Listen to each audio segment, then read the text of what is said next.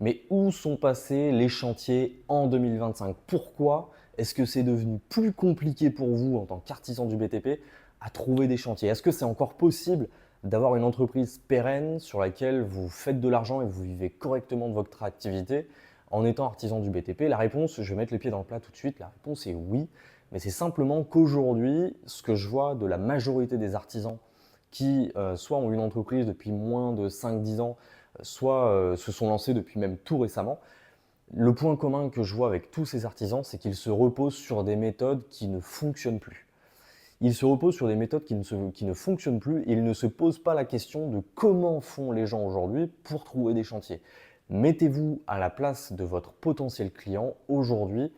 Comment est-ce qu'il fait pour trouver des chantiers? Alors effectivement, il y a encore 15-20 ans, c'était le voisin d'à côté qui parlait, qui avait fait des travaux chez lui, qui allait vous recommander l'artisan avec qui il avait travaillé, que vous ensuite vous alliez le recommander à peut-être votre frère ou votre sœur ou votre neveu pour faire des travaux, etc., etc. Et en fait, ça, c'était le bouche-oreille, c'est-à-dire qu'un artisan n'avait pas besoin d'être réellement proactif dans sa recherche de chantier parce que les choses arrivaient à lui un petit peu toute seule. Aujourd'hui, le marché il a évolué. Les familles sont beaucoup plus éclatées. Il y a des mouvements de population urbaine, rurale. On a le fils qui allait étudier à Paris, la fille qui est partie à Strasbourg pour faire ses études, les grands-parents qui sont restés dans le village de naissance, mais les enfants qui sont partis à droite à gauche pour aller travailler à l'étranger, travailler en ville, etc., etc. Le bouche-à-oreille fonctionne beaucoup moins bien qu'il y a encore 15-20 ans. C'est factuel, c'est une réalité. Et malheureusement, il y a beaucoup trop d'artisans du BTP qui se reposent uniquement sur cette méthode-là pour trouver des chantiers et qui pensent que oui, j'étais avec un patron, il avait une boîte depuis 20 ans, il n'a jamais fait de publicité, rien du tout, parce qu'en fait, ça venait tout seul pour trouver des chantiers. La réalité, c'est que pour lui, ça fonctionne encore aujourd'hui parce qu'il a 20 ans d'ancienneté. Mais pour vous qui venez de vous lancer depuis moins de 5-6 ans, ça ne va pas fonctionner. C'est une réalité, ça ne va pas fonctionner parce qu'aujourd'hui, posez-vous la question de comment font les gens pour trouver des chantiers, pour trouver un artisan. La réalité, c'est qu'ils vont le chercher sur Google. Et si vous n'êtes pas présent sur Google, vous perdez des chantiers, vous êtes invisible et donc vous avez pas de travail, tout simplement. Moi, j'ai vu des artisans en rendez-vous qui me disaient ça fait 2-3 mois qu'ils n'ont pas de boulot et ils attendent. Si vous êtes dans l'attente, malheureusement pour vous, dans 6 mois, vous allez fermer la boîte, ça c'est une certitude. Et c'est ce que je vois trop souvent. Il y a une vraie différence en fait, il faut vraiment se poser la question, posez-vous la question de aujourd'hui, donc première question qu'il faut se poser, c'est comment font les gens pour trouver des chantiers. Deuxième question qu'il faut se poser, c'est comment ça se fait qu'aujourd'hui, il y a des artisans qui sont lancés depuis 1 an ou 2, qui ont des carnets de commandes remplis sur 3, 6, 8 mois, 1 an, 2 ans, et que vous, aujourd'hui, vous n'arrivez pas à trouver des chantiers. Posez-vous la question, regardez comment eux, ils font pour trouver des chantiers. Alors, peut-être qu'effectivement, il va y avoir un petit peu de bouche-oreille, et je ne crache pas dessus. Pour moi, c'est quelque chose de très intéressant. Ça va vous permettre, en fait, de mettre du beurre dans les épinards, d'avoir du bouche-oreille. En revanche, si vous regardez le point commun entre tous ces artisans, c'est qu'ils fonctionnent non pas comme des artisans de métier, des artisans techniciens, en se disant le travail va venir à moi et moi de toute façon mon métier c'est juste d'arriver avec mes outils, faire mon chantier, récolter mon chiffre d'affaires et après c'est terminé, je n'ai plus rien à faire. La réalité de ces artisans-là, c'est qu'ils ont un comportement d'entrepreneur.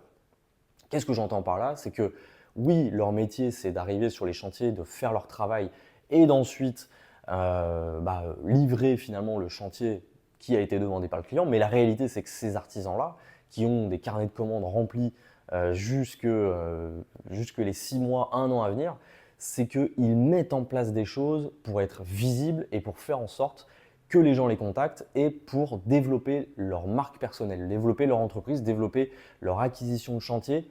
Ils mettent en place des choses pour récolter des prospects. Ils mettent en place des choses pour transformer ces prospects en clients. Ils mettent en place des choses pour faire en sorte qu'une fois que ces chantiers sont réalisés, ils puissent générer des avis pour leur fiche Google, pour alimenter leur site internet avec des réalisations, etc., etc. Et vous regardez ces artisans-là, la plupart du temps, ils mettent en place des choses pour être visibles et pour faire en sorte de, comme on l'a vu au début de cette vidéo, faire en sorte de matcher entre ce que font les clients aujourd'hui pour trouver des artisans et être présent lorsque ces gens-là vont par exemple effectuer une recherche sur Google. C'est eux que vous allez voir. Et je suis sûr que dans votre tête, vous avez autour de vous des artisans que vous voyez, que vous avez l'impression de voir partout sur Internet, sur Google. Parfois même, ils créent du contenu sur les réseaux sociaux. Mais la réalité, c'est que les artisans qui parviennent à faire du chiffre d'affaires, vivre de leur activité et trouver des chantiers, ils mettent en place des choses pour aller chercher des clients. Et ils ne sont pas à attendre que les choses se passent dans leur canapé, parce que de toute façon, je vous le dis tout de suite, il ne se passera rien. Si aujourd'hui vous n'avez pas de chantier, dans 6 mois, vous n'en aurez pas davantage. Donc oui, il y a une conjoncture qui fait que ça peut être un petit peu plus compliqué de trouver des chantiers par rapport à 5-10 ans, parce qu'il y a un contexte économique qui fait que. Mais si vous vous cachez derrière ça, malheureusement, en fait, vous n'êtes pas proactif dans votre entreprise et vous êtes dépendant de quelque chose sur lequel vous n'avez pas de contrôle. Vous avez du contrôle sur la visibilité que vous pouvez avoir pour votre entreprise. Vous avez du contrôle sur les choses que vous pouvez mettre en place pour faire en sorte que les gens vous contactent pour travailler avec vous. Vous n'avez pas de contrôle sur le fait que malheureusement, effectivement, il peut y avoir une petite baisse du marché du BTP. Et quand on regarde les choses, c'est une baisse de 5 à 10% suivant les corps de métier. Mais 5 à 10% de chantiers en moins, factuellement, moi je vois des artisans qui ont enregistré une perte de chiffre d'affaires de 50, 60, 70%. Donc en fait, il y a une réalité économique, mais il y a aussi une réalité de marché, une réalité de comportement des utilisateurs qui fait que les gens utilisent beaucoup moins le bouche-oreille qu'il y a une période pour trouver des chantiers, contrairement à aujourd'hui où les gens, pour trouver un artisan, quand ils ont besoin de faire un dépannage, quand ils ont besoin de rénover une salle de bain, quand ils ont besoin de repeindre une pièce ou toute une maison, ils vont aller chercher sur Google, ils vont se fier aux avis de votre fiche Google, ils vont se fier aux photos, aux réalisations que vous allez avoir sur votre site internet, et à partir de là, ils vont contacter l'artisan qui leur semble être le plus pertinent par rapport au chantier qu'ils vont avoir à faire et celui qui leur donnera le plus confiance. Donc aujourd'hui, si vous devez justement, où sont les chantiers en 2025 et si vous devez mettre en place des choses pour trouver des chantiers, c'est faites en sorte que vous soyez attractif auprès des gens qui vont rechercher votre corps de métier autour de vous. Faites en sorte que les gens puissent vous voir et faites en sorte que Google vous ait à la bonne et vous référence correctement par rapport aux concurrents que vous avez autour de vous. Et la bonne nouvelle pour vous, c'est qu'il y a des tonnes de choses qui peuvent être mises en place pour trouver des chantiers.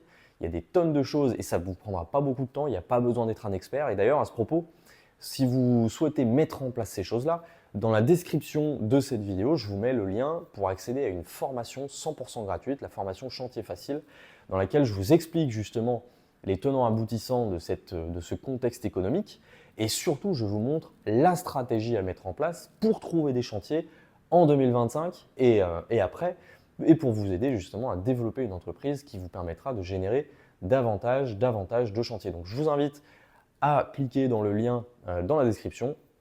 C'est 100% gratuit. Vous pourrez accéder à la plateforme sur laquelle j'héberge cette formation et consulter la formation. Et je suis convaincu que c'est quelque chose qui pourra vous aider à développer votre activité et qui répondra à la question que je vous ai posée en début de vidéo. Mais où sont les chantiers en 2025 ?